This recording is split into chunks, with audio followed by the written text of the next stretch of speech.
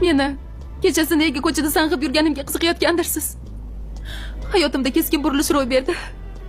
To'yim bo'ldi. Yangi kelinman. Qayerga borishni, kimga dardimni aytishni bilmay turibman. Meni aldashdi. Aldandim.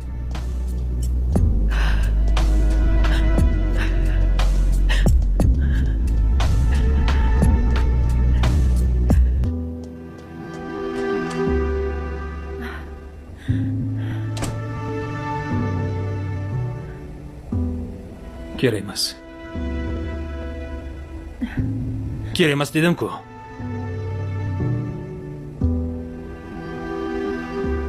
Meni kechiring.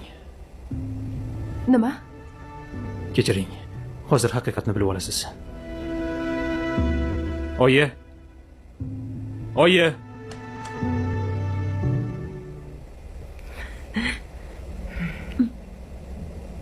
Ketaver.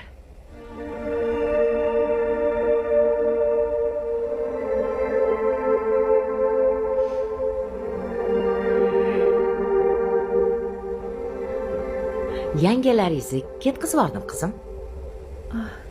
Nega? Qizim, sizda muhim gapim bor. Xo'p, aytavering bemalol. Sizni yoningizda kenja o'g'lim Abror kuyov bo'lib turdi. Aslida siz boshqasiga erga tegdingiz. Tushunmadim.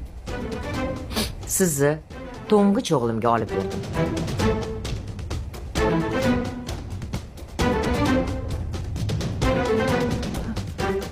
Nima?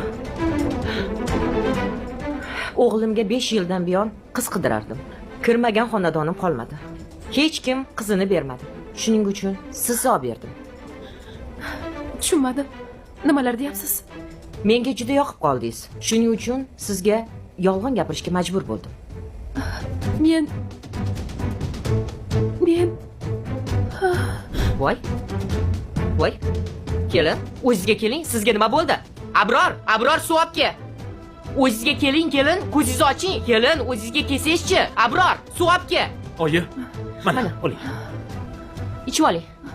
Yaxshimisiz? Oyi, sizda gapim bor. Yiroqo. Ha, nima deysan? Oyjon, haqiqatni aytganingiz uchun hozir Lobar kuchdan ketib qoldi, to'g'rimi? Nega Lobar deysan? Kena edi. Oyi, unga bekor haqiqatni aytmadik. Unda senga tegmasdi. Aniqrog'i akangga. Axir hozir o'ziga biror narsa qilib qo'ysa-chi.